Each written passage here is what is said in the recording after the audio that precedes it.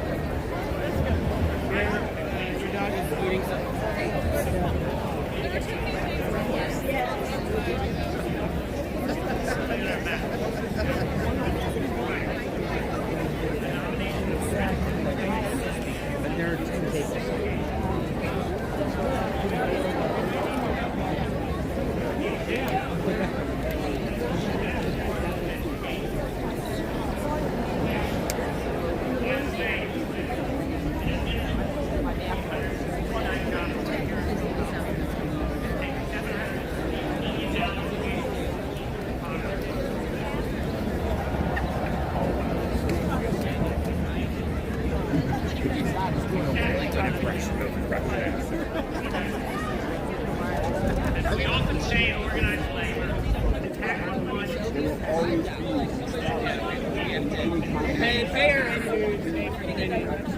We also take Cash App and Venmo.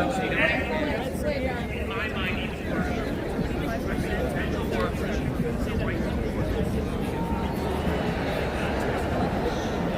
Largest employer in the country. Not everywhere.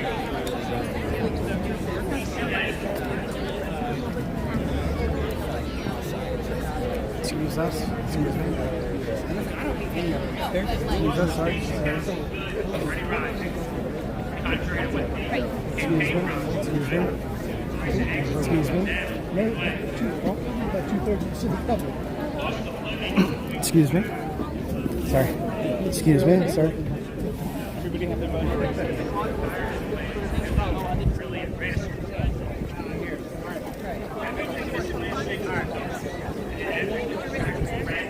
Everyone else touches everyone. How's that? Better? Waiting for you to say goodbye to some friends. 57th anniversary of the assassination of Dr. Martin Luther King Jr. And it's a little bit of a side history. Dr. King is really responsible for the American Federation of Oligarchy here in Philadelphia. His last second endorsement turned the tide and it upset us at the Philadelphia Federation.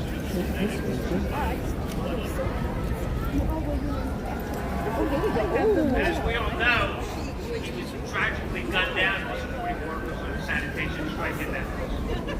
So he is a historic figure in the labor movement. Because he saw clearly racism and economic exploitation. Arsenal authoritarians. He foresaw in our present-day politics a handful of millionaire oligarchs with political power, resources, and opportunity in order to maintain permanent middle-class support. No power to influence their own lives.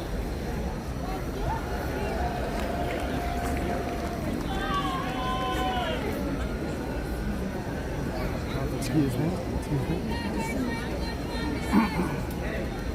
I've been yelling, but this won't hold out much longer. Excuse me. Dr. King pulled out three. I can't move my head now. Dr. King pulled out the three evils of American society: economic exploitation, state militarism, and racism. And called for a politics focused squarely on eliminating the three evils, which then inevitably liberate us all. The Musk-Trump regime knows that Dr. King was right. That's why they spent their first months in office firing experienced and dedicated public servants en masse in order to seize and train the machinery of the federal government with these three main goals: education, organized labor, and dissent. Today and every day we say, hands off our students, hands off our public schools, hands off our unions, hands off our right to express our disagreement with our government, hands off our retirement security, return servings. Excuse me. I'm going to close before I turn it over to Randy by saying, seeing this crowd today gives me really hope and aspiration for the future, and we will win. Thank you. Can you hear me? Can I take this out? You know I am short. Can you hear me now? Okay. Where did Art go? So, Art, you were supposed to stay with me. Solidarity. So, in the labor movement, we have two expressions that I want to great, that I want to make sure that we can say with hands off. The first one is, when we fight, we win. Okay, let's make sure everybody can hear us. When we fight, we win. When we fight, we win. And the second is, the people united will never be divided. The people united will never be divided. The people united will never be divided. Now, why am I starting with two sayings from the labor movement? Because you heard from Congressman Boyle. You're going to hear from a whole lot of other people. Look, November 5th was not a great day for democracy. It wasn't a great day for the people. It was a great day for con men. It wasn't a great, and it was a great day for billionaires like Jeffrey Yass, like Elon Musk. Art said that I've been in Philly a lot. I live in New York. I'm from New York. I've been in Philly a lot because we fought like you know what to actually keep a school system. Excuse me. You heard from Jeffrey Yass all the time. They wanted to destroy the Philadelphia school system, and PFT and all of you and the community in Philadelphia said, hell no, we need our public schools. Excuse me. Excuse me. Excuse me. Excuse me. Excuse me. In at least 34 states Excuse me. thus far, Excuse me. in these Excuse me. hands-off rallies Excuse all me. across the country. Excuse me. United will never be defeated. And we know with Indivisible, with all the other groups that are here, that's people power. And so the point I'm trying to make is this. They want to take it all from us. You know that. We know that. They want to basically, with this kind of huge, fast movement, to stun people so much, to hurt people so much, to bully people so much, to threaten so much, that people will get scared, will feel silence. I know you're not. That's my point. That we'd be silent. That we wouldn't be out in the streets. That we wouldn't fight. We just take it. And they keep saying, you know, he won the popular vote. Not by much. But look what has happened since November 6th. And look what has happened since January 20th. We've seen they've tried to take away Social Security. They tried to take away Medicare and Medicaid. They have tried to actually cut the NIH and so many other entities. Exactly. The EPA, I could go on and on. Why are they doing all that before I get to education? Why are they doing that? Because these are the government entities that actually help the people. That's right. These are what the government does that actually helps us get to a middle class life. That actually helps us get to the American dream. And one of the other two things they've tried to do last week, this guy who says he was for the workers, he cut 1 million people from having a voice at work. He said no more collective collective bargaining to most of the federal workforce. And the other thing they've done in the last 2 weeks is how do you be the United States of America and cut the Department of Education and abolish the Department of Education? What is that saying?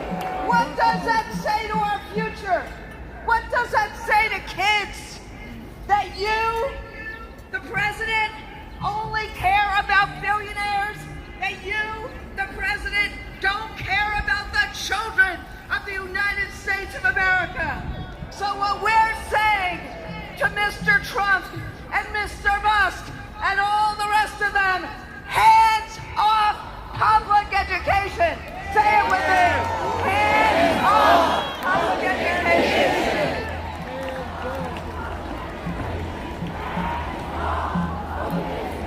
And remember, when we fight, we win. And remember, the people united. Exactly. So the bottom line is this. The cuts that they've tried to make will actually hurt every student. One out of every $9 in every one of our schools comes from federal grants. And yes, it's unconstitutional to do this. But take Widener School, an amazing special ed school here in Philly. There's one of our students, an 11th grader, Taisha Cruz. She's in a wheelchair.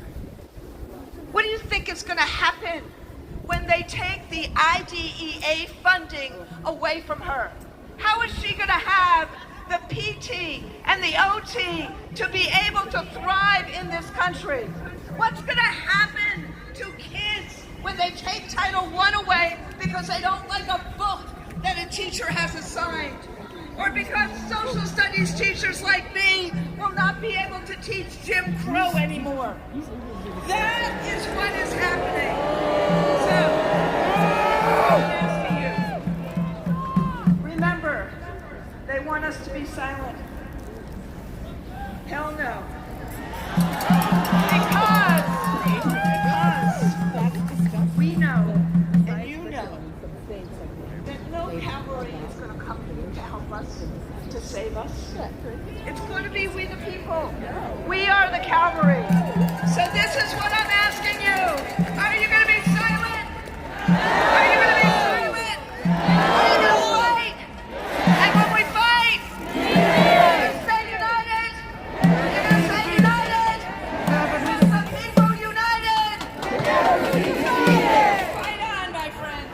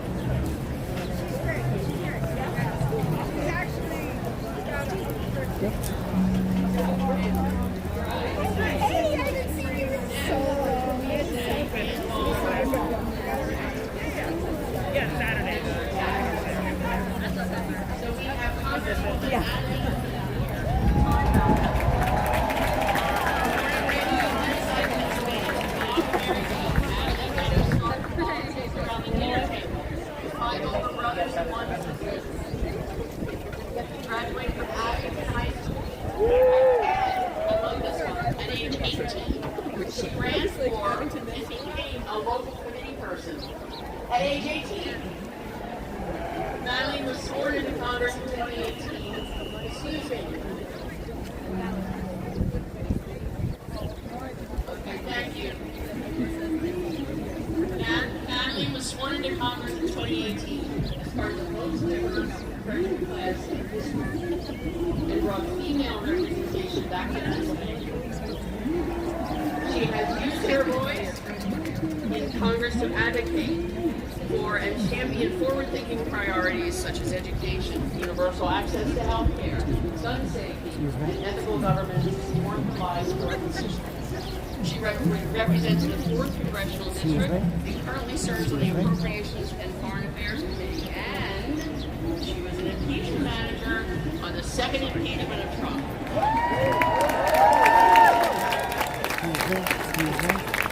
That was also a professor of rhetoric and writing at her alma mater, LaSalle University. She was an attorney and was a member of the PA House of Representatives for 6 years, the seat formerly occupied by Governor Shapiro. Congresswoman Dean, we're thrilled to have you. Thank you.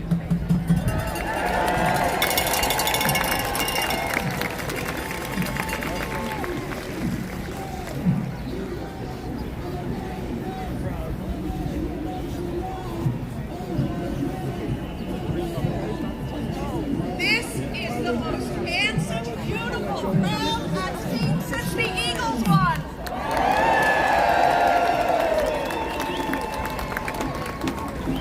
And don't let me leave the stage without taking your pictures. You look gorgeous, so get ready. In a minute, I'm taking your picture. My name is Madeline Dean. I am delighted to be here with you today to follow Randy and Art. It's a hard thing to do, but actually it's not because you're fired up. We're fired up. We are all in this together. Now I want to tell the teachers in the crowd I did have an assignment. My chapter is hands off tariffs. Are you with me? Hands off tariffs. Because hands off what you're doing to crash our economy. What you're doing to our retirement savings for our retirees. What you are doing to tax policy. Taxes on all of us.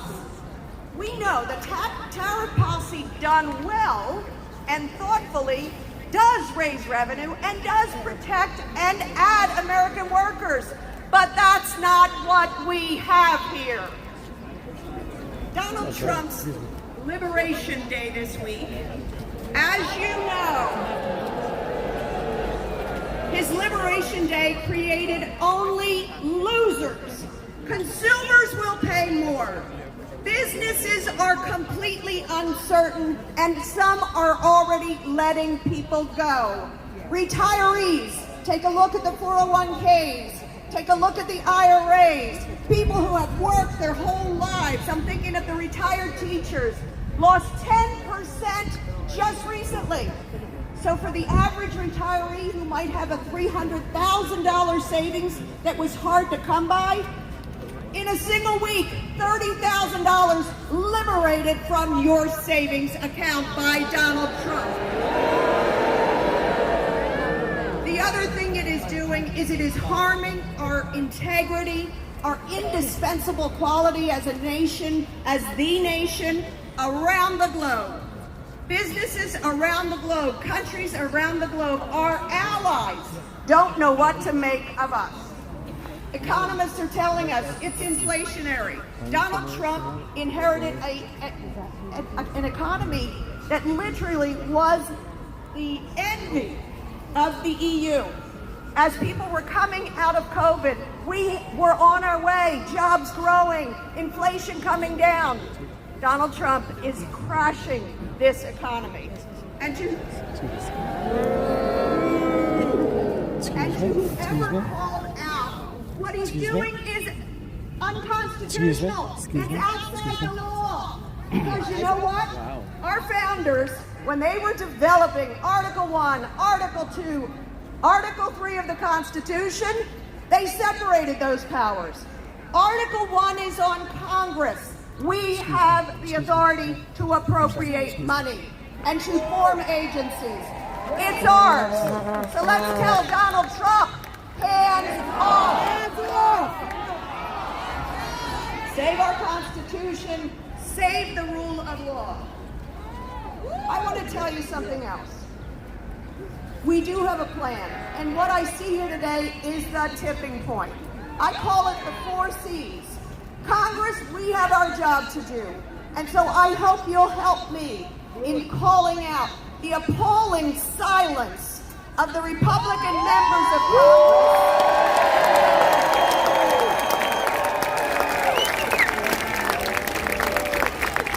the Pennsylvania Republican delegation that silently waits and votes with Donald Trump and his cult-like members? Will you call out the appalling silence? And ask them to join us. Do their job and join us. Do your job. Do your job. Do your job. Do your job.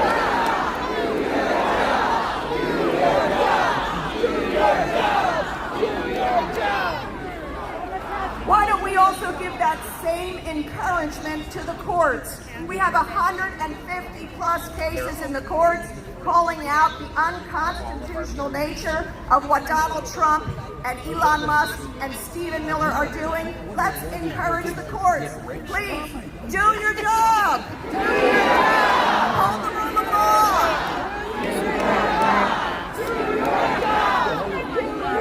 And here's what gives me the greatest hope. It's all of you. Because my fourth C, it's calling out the appalling silence. It's Congress, it's courts, it's citizens. The courage of citizens. It's all of you. It's you and me. Are we in this together? Yes. And I'll close with the words of Ben Franklin. Go Bird. You know that he said 250 years or so ago, right on the very streets of Philadelphia, when asked, Mr. Franklin, what do we have? Do we have a monarchy or do we have a republic? And you know what he said? A republic, if you can keep it. Are we going to keep it? Yeah. Are we going to keep it? Yeah. Are we going to keep it? Yeah. My pleasure to be with you. Now I got a picture.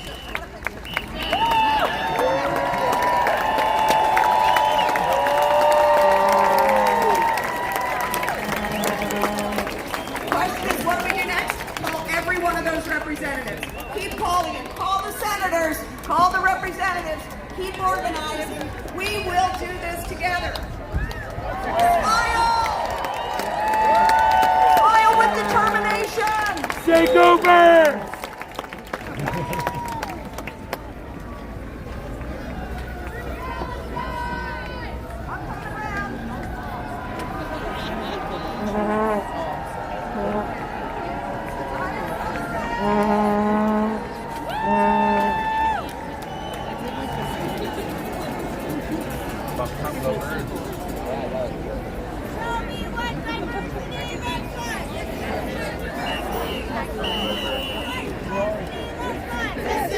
Democracy looks like. This is what diversity looks like. This is what democracy looks like.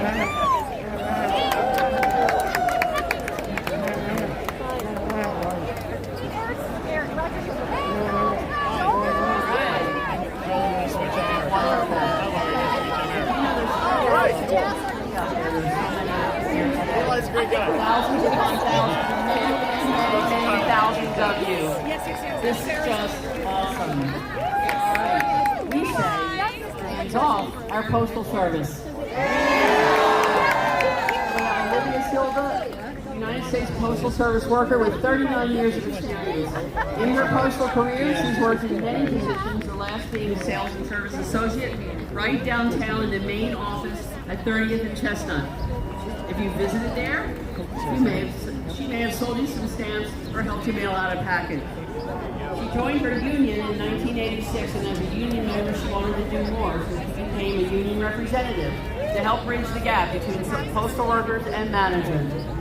She is currently the president of the American Postal Workers Union Local 89 here in Philadelphia with close to 1,500 members. She loves what she does, and she will be speaking today on the threats to privatize the United States Postal Service and what it will mean to us, the public. It will be bad. Thank you, Olivia, for being here.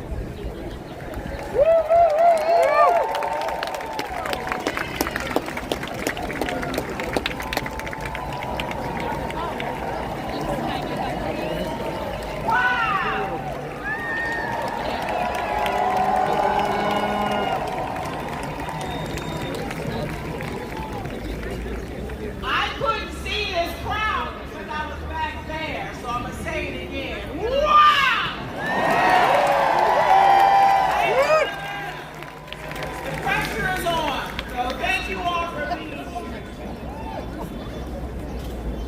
Good afternoon, Philadelphia. My name is Olivia Silva, and I'm the president of the American Postal Workers Union here in Philadelphia.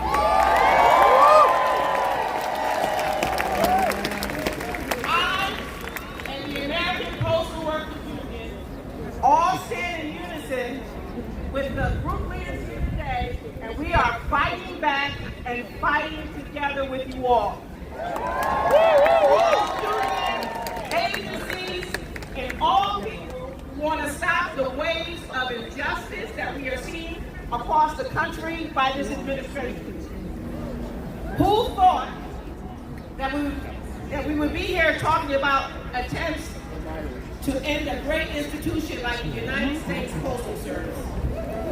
Who thought that we would be talking today about attempts to privatize this great service? Mind you the name, Postal Service, not business. The administration and their billionaire allies are now fixated on the Postal Service. We're talking about privatizing it. Who will benefit? Very cool. Will it benefit the public? Sorry. No. You, the postal customer? No. Small businesses? No. So let's talk about who will benefit. And we all know who that is. It will benefit billionaire pockets. We know it's all about the profit margin. And what is profit? Profit is what they'll keep for themselves. A first-class letter is 73 cents. If the Postal Service goes private, the cost of a first letter stamp will skyrocket. For the sake of discussion, let's say it goes at $2. Excuse me. It will still cost less than the 73 cents that it costs today to mail that first-class letter. The difference is the profit, the money that they'll keep. The cost to mail a simple package will double and triple. Higher prices, reduced services. Private companies will not deliver to all communities.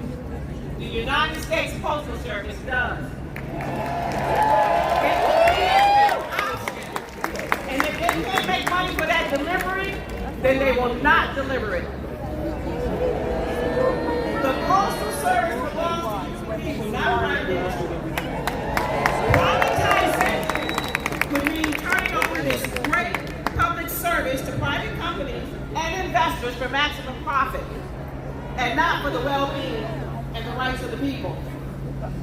If this administration succeeds, it would eliminate decent living wage union jobs for workers from all walks of life, including more than 70,000 military veterans.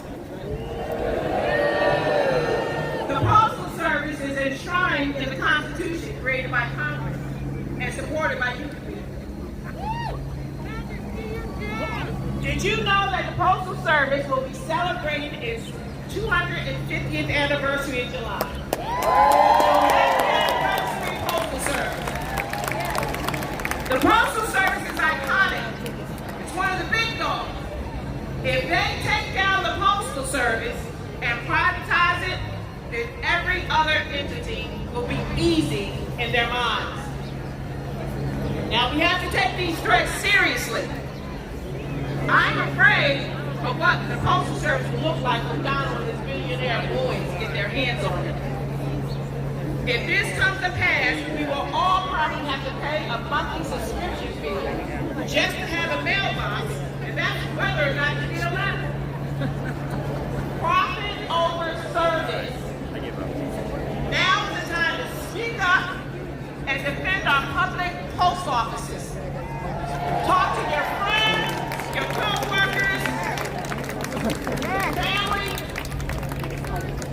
and your elected officials. Share this information from all of the speakers here today with the organizations that you are a part of. write letters to editors of your local newspapers, and continue to show up at rallies.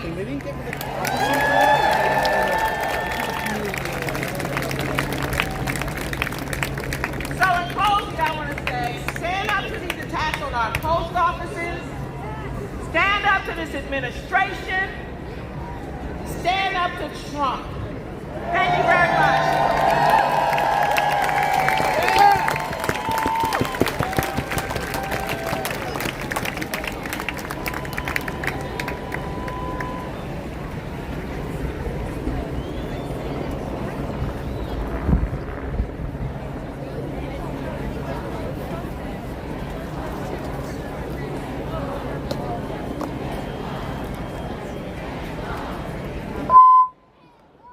All right. We say hands off to our free speech. Hands off. Chris Rabb. I know many of you know him.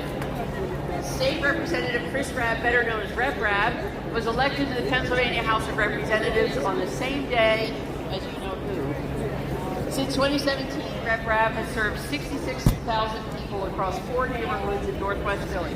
He has consistently been the highest vote getter of all 203 state reps since 2016. Quite an accomplishment.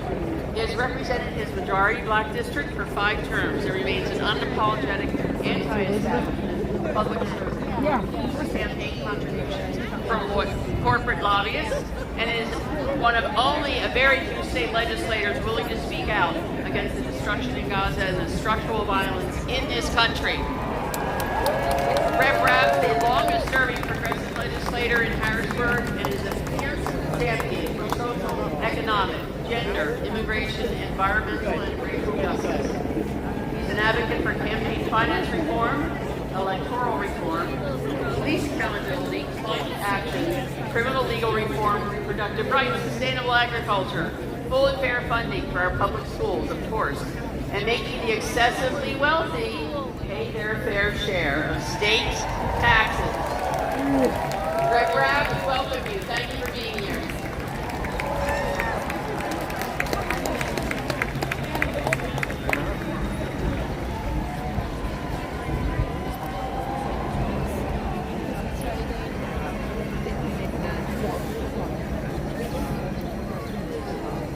Say it with me 3 times. We the people! We the people! We the people. We the people! We the people. This sea of beautiful souls in front of me represents the multiracial society.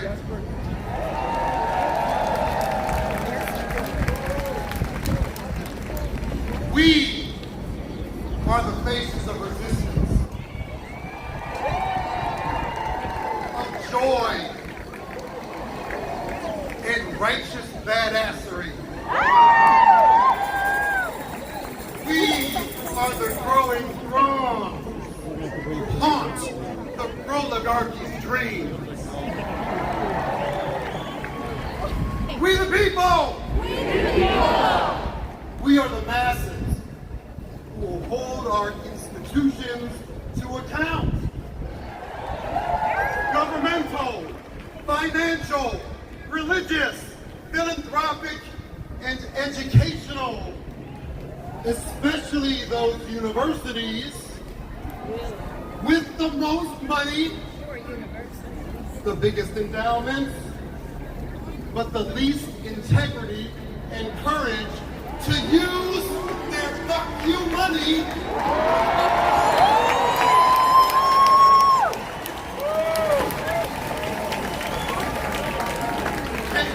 Can I keep it 100? Why are you gonna have fuck you money if you don't use it?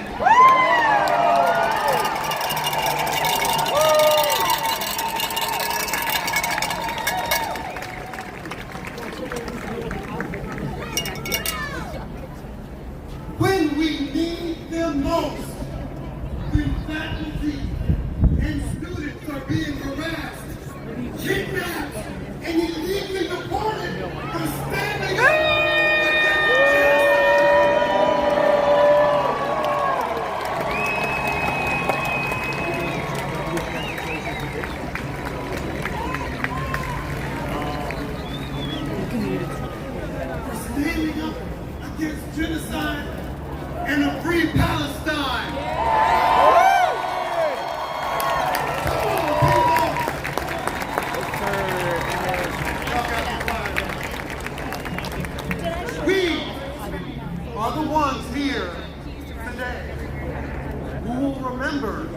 the silent ones, the complicit, the performative, and the sellouts.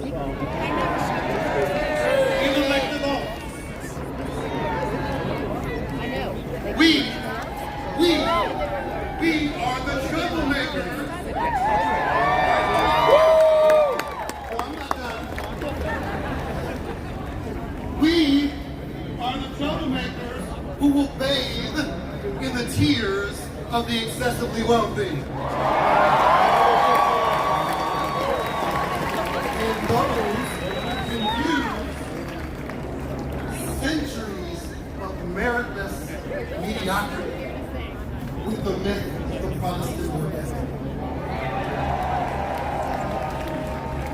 We the people! We are the ones we've been waiting for.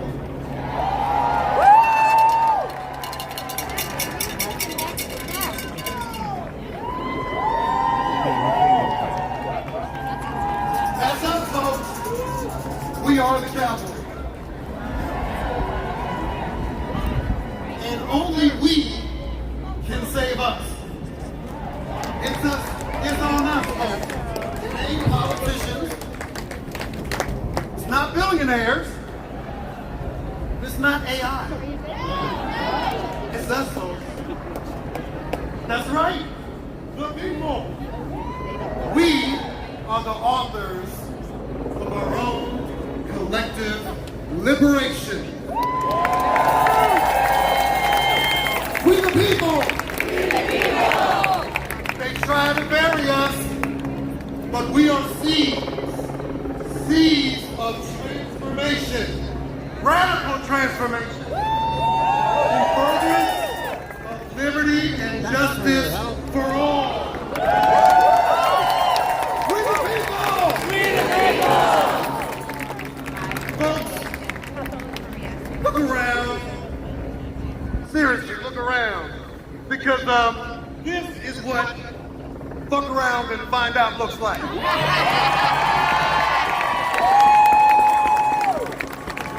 Look around.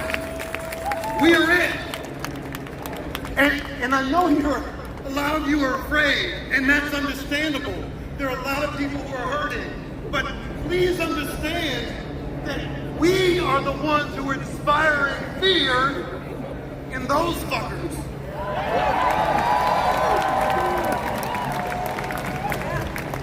Don't get it twisted. They are afraid of us because we are mighty. We are mighty. We are mighty. We the people. We the people. We the people. We the people. We the people. We the people. Let's do this.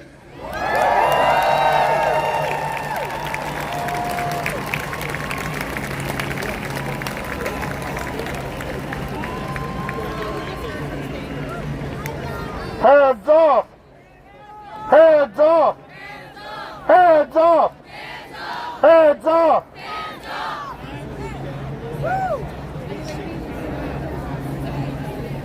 All right. We say hands off our courts. Hands off! Founding Chief Executive Officer of the New Pennsylvania Project, and she is with us today. She is a tireless advocate for social and economic justice issues and is motivated to empower and excite the electorate to enthusiastically vote in every election, all the way down the entire ballot. Khadija has led efforts to stop the passage of the judicial gerrymandering constitutional amendment, raise the minimum wage, fairly fund public education, protect federal courts from problematic judicial nominees, and protect state courts from extreme attempts to undermine their independence. Khadija also serves as co-chair of Why Courts Matter Pennsylvania, an advocacy campaign in the New Pennsylvania Project, seeking to protect the independence of our federal courts and educate the electorate about their importance. And we have judicial elections this year, everybody. Very, very important. They are key. So don't forget, coming up. All right. Khadija, thank you for being here with us.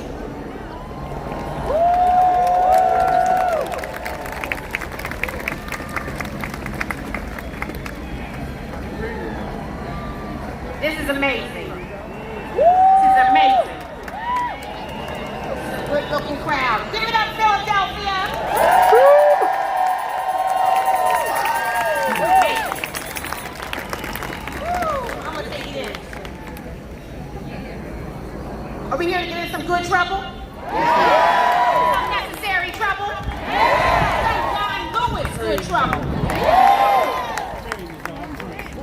All right, I need a voting rights organization. Here's the bad part. There's 1.2 million Pennsylvanians who are eligible to vote but not registered. 1.2 million Pennsylvanians are eligible to vote but not registered. And folks that will actually fall off the voting rolls due to inactivity, that number goes to 2.1 million Pennsylvanians eligible to vote but not registered at this moment. Time to change that. We have very important judicial elections this year. November 4th, we all need to come out and vote. We need to show Wisconsin we can up them. We need to protect the independence of our courts, because in this moment, when the legislative branch and the executive branch are not doing what they're supposed to be doing, it is the judicial branch that is here to protect us and our freedoms and our rights. We're standing here in the birthplace of American democracy. This is the birthplace of American democracy. And we are going to uphold all of our rights and freedoms. But you need to come out and cast a ballot on November 4th. I'll tell you why. There have been several attempts to attack the independence of our state courts. Pennsylvania has the oldest Supreme Court in the nation, older than the National Supreme Court.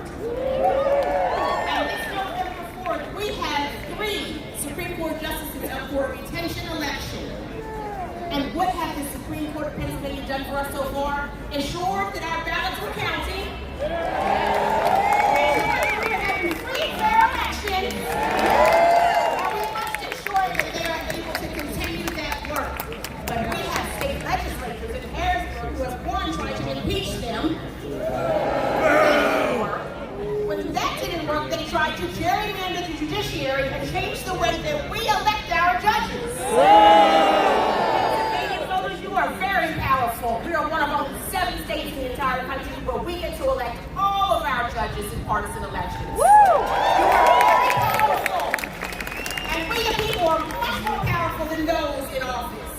And so we must come out on November 4th and cast a ballot. There's also something called the SAVES Act. Anybody heard of that? Franchise billions of Americans from casting a ballot in federal elections. We are having free and fair elections. We have voter ID already on the books in the Commonwealth. We don't need more barriers to the ballot. If anything, we should be pushing for same-day voter registration. We should be pushing for early voting on machines. Carolina and Georgia, those were record factions. Let me say this about Pennsylvania. So many of us actually have the vote. The formerly incarcerated in Pennsylvania get their voting rights back the moment their feet hit the street.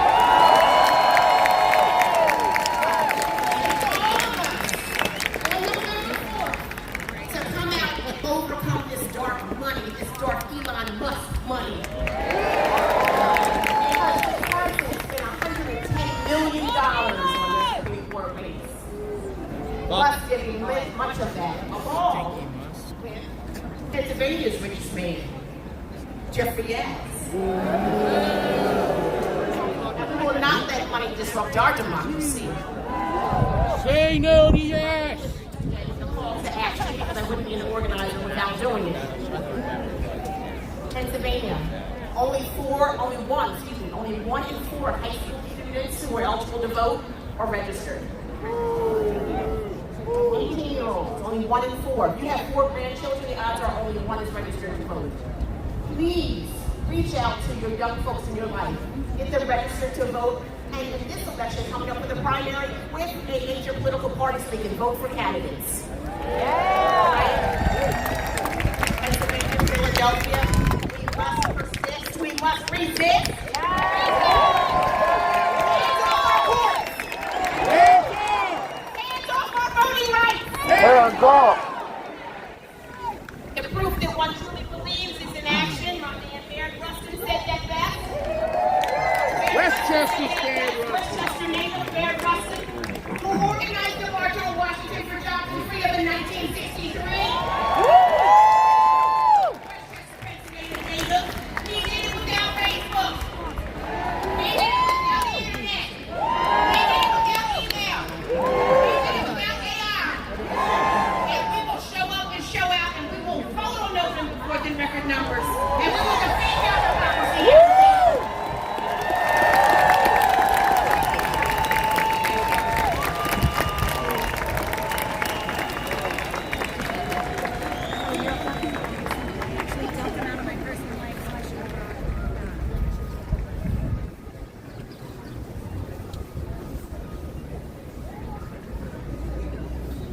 All right, now it's time for some music. Are you ready? Because you have a job to do with the music. You're going to have a response. They're going to tell you. So Voices Rising Philly is coming up right now.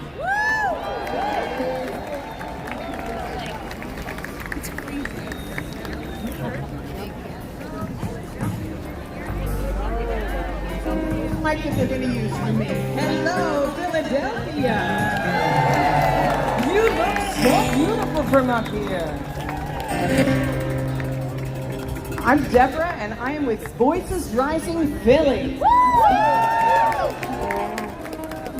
We were founded in January 2017. What was going on back then? Gee, what was it? And we were founded by Jane Holting, who is singing with us today, and many of you know. Jane led the Anna Crucis Women's Choir for many years, and she realized that every social justice movement has music at its core. But we, here in the 21st century, didn't have a common musical canon the way they did with church music in the Black Civil Rights Movement. And so we're going to share with you today 3 songs from kind of 3 different decades. One from that Civil Rights Movement, one from the 80s, and one from the 70s. And there's places for you to sing along with all of them.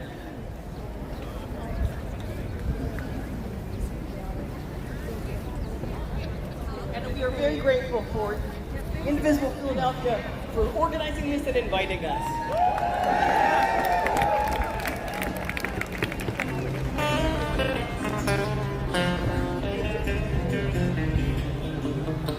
Ain't gonna let nobody turn us around, turn us around, turn us around. Ain't gonna let nobody turn us around. We're gonna keep on walking, keep on talking, saving our democracy.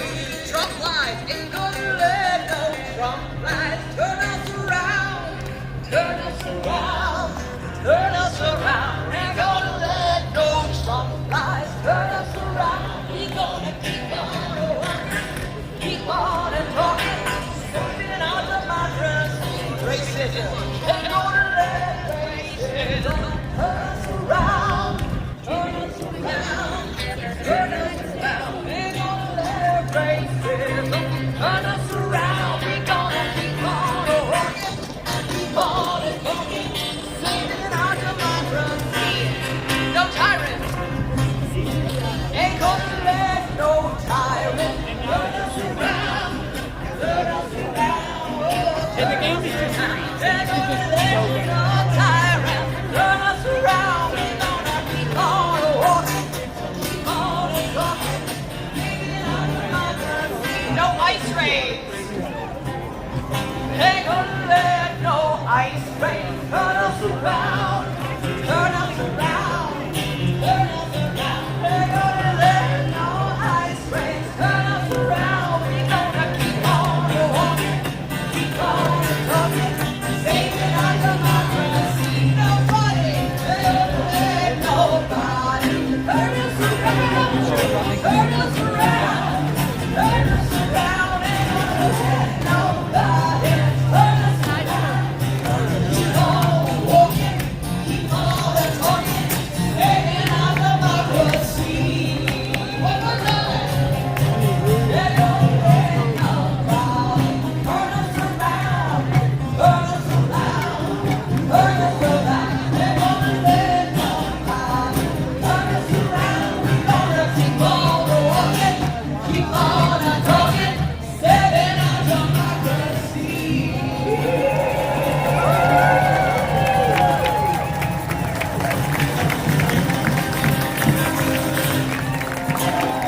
You sound wonderful. Doesn't that feel good? Singing is a way to build community. If you'd like to join us at Voices Rising Philly as a Facebook page, we are an ad hoc pop-up first women need to progressive choir, and we can sing at your rally, so be in touch with us. And here's Michael's bucket list. I want to get on this on the Rachel Maddow show. Right? He made Philly proud. So if everybody gets to the video, Deborah D'Alessandro, message it to me. It's Deborah's on Insta and Deborah D'Alessandro on Facebook. Good.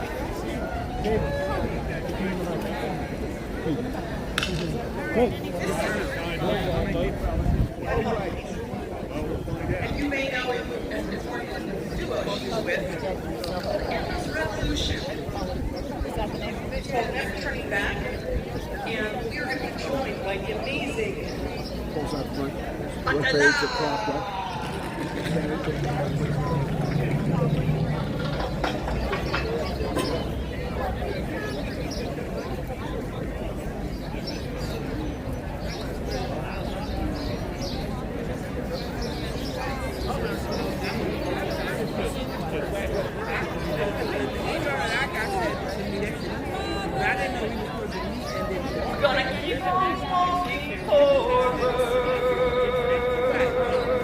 I'm gonna go ahead and finish up the live stream here. Seems like the crowd is dissipating.